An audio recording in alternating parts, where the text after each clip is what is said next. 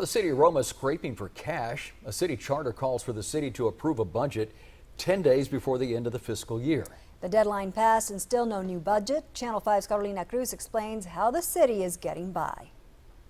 The deadline came and went. Unfortunately, a consensus wasn't reached, and we currently do not have an adopted budget.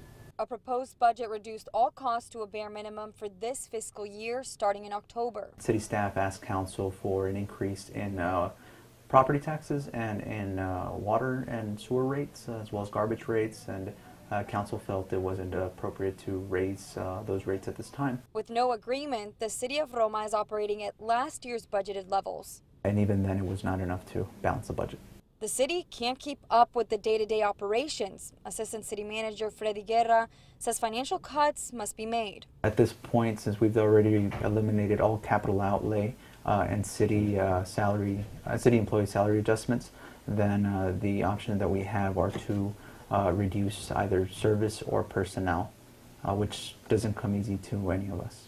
Valeria Villa, the owner of a new jewelry store in town, says less police patrol makes her feel uneasy. Entonces, pues sí incrementaría mucho por la inseguridad, ¿no? Tanto como en vialidad, tanto como en uno propio, ¿verdad? En su casa. Asked about a tax hike, she says she can't afford one right now.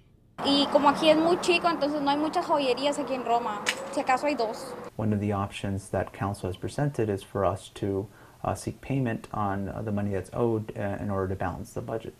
Expenses have gone up while money flowing into the city has stayed the same. An area of revenue the city of Roma counts on comes from the International Bridge.